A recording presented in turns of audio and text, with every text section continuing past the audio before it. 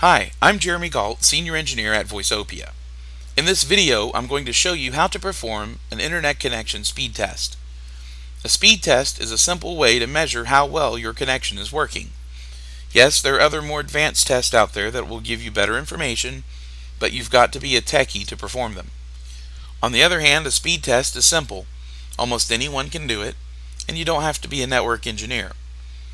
I would also dare to wager that 90% of the time, if you're having an issue with your connection, the speed test is going to make that evident. Speaking of issues with your connection, don't wait until you have a problem to do a speed test. Over a couple of different days, run some speed tests when things are working as they should. This will allow you to establish a baseline norm for what your connection should be doing. That way, when you do have a problem and you run a test, you have something to compare it to. Now, it's important that your connection work properly because when you're using it for telephone calls, if it's not working properly, you're going to get dropped calls, choppy audio, and other anomalies that will make life generally unpleasant for you and your users. Now, before I proceed, I do want to take a few minutes to address an issue with everyone that has undoubtedly created myself and probably a lot of other people a lot of heartache. When you do the speed test, make sure you are using a wired connection and not Wi-Fi. Also, make sure that you're not plugged into a Wi-Fi bridge. I don't want any Wi-Fi involved in the speed test. And here's why. Do you have a password on your Wi-Fi network? You probably thought that was a good idea, didn't you? Well, when you put a password on your network, it means that every piece of data traveling across your Wi-Fi is encrypted to keep other people from looking at it. And you probably thought that was a good idea, didn't you? Well, your router or access point has to encrypt that data. In other words, when you put a password on your Wi-Fi, it actually slows it down because all that data has to be encrypted. If you didn't have a password, it would just send it out there in plain sight for everyone, and that's one less step. Encrypting it adds an extra step and thus slows it down. The other thing is, Wi-Fi bandwidth is shared. If you're in an office building like we are, and you're on channel 1, and your router says you have 54 megabits of wireless bandwidth, but you have 3 other tenants around you also on channel 1, then you're sharing that 54 megabits with them. So chances are, Wi-Fi, you'll never see the full speed of your connection. As a matter of fact, a good case in point, not 2 weeks ago, I received numerous complaints from our sales department that our internet connection was not working properly. I ran tests from my computer. I didn't have any problems. But they were consistently getting 17 megabit download. What ended up being the case is the fact that I always plug my computer into the network. I don't use Wi-Fi unless I need to be portable with my computer. Evidently, our sales guys, they live on Wi-Fi. So the net result is I can get the full speed of our internet connection on my computer, but they're limited to 17 megabits because of the Wi-Fi system. If the sales guys would start plugging their computers in like they should, then they would get the full connection speed and things would run faster for them like they do for me. So again, make sure you're not using Wi-Fi. And also, part of that, let me show you a little something on my computer. You see wireless, it's off. Okay? Just plugging in your Ethernet cable isn't enough. I couldn't tell you how many people I have seen who plug the Ethernet cable into their computer and leave the Wi-Fi turned on, and their computer uses the Wi-Fi connection and completely ignores the Ethernet cable they've plugged in.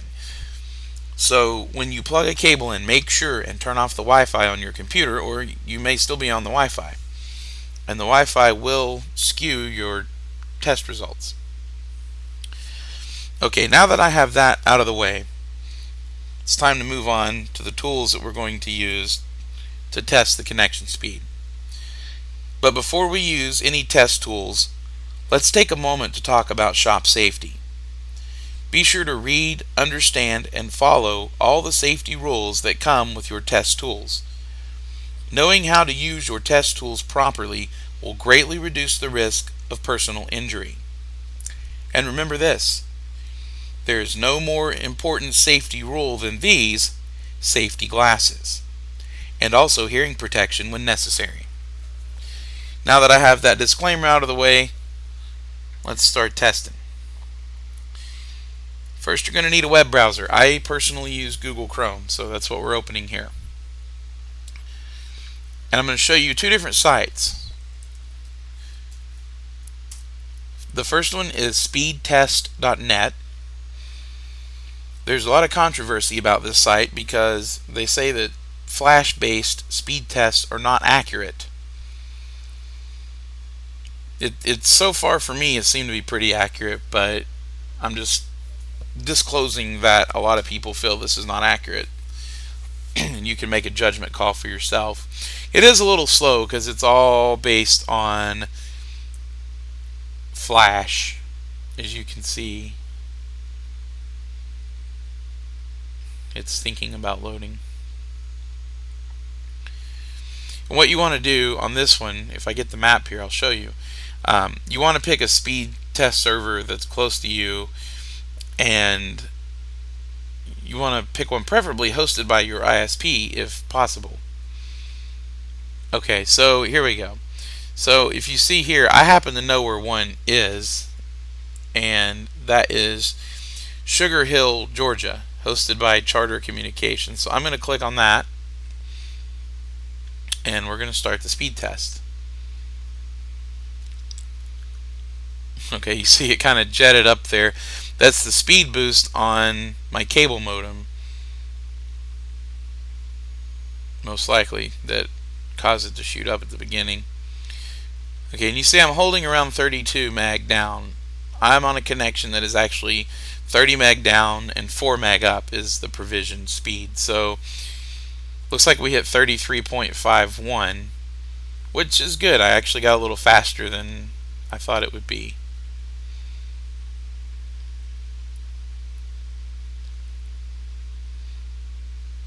Okay, so here's my results. As you can see, this ping, the lower that value is, the better. As long as it's under 100, you're probably okay. Download speed, you can see I got 33.51 megabits per second. And again, my connection should be 30, so that's good. Upload speed is 3.97. Okay, now something that you also need to take into account, and I didn't mention, is the traffic on your connection. Okay, I have two police scanners that are streaming 24/7 on this connection. So they're using a little bit of my upload speed, and that's why I'm not seeing the full 4.0 megabits per second necessarily, because I have traffic that's actually leaving my network constantly. So if you have a lot of traffic on your network, you're not going to see the full connection speed you're paying for. But I'm paying for 30 down and 4 up. So this right here is completely acceptable. It's completely acceptable. Okay, the other site I'm going to show you is testmy.net. And this one, if you want to, I've already done it, you can set it to use multiple servers at once. And here's the thing. You know, I did the Charter server on the last test because that's my ISP. Okay, if I picked a server that was hosted in California, I probably wouldn't see my full connection speed because of the distance it has to go. So that's why I said you want to find one that's close to you, because you're not wanting to test the speed between you and California. You want to test your connection, so the closer the better. Anyway, on this one, you click Test My Internet, and this one is not flash-based. So if you are in the school of thought that flash-based tests are not accurate, this is the one that you probably want to use. It's testmy.net. And it does take a little bit longer to run, but you can see, here we go. Now it's uploading data. See, right there. Did you know flash-based tests are notoriously inaccurate? And we're calculating. Okay, so what did I get here? Now here I'm getting 36.3 for the download and 3.2 for the upload. So that's still not bad. Still not bad. So that is testmy.net. Like I said, the first one was speedtest.net.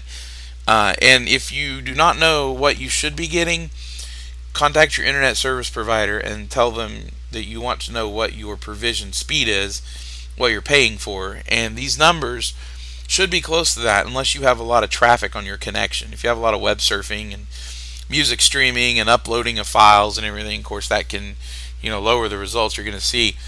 A good thing you may want to do is try to do, if you have that problem, is do the test when it's off peak hours, and nobody's in your office or whatever, to lag things down so that you pretty much have the whole pipe and see what you're getting.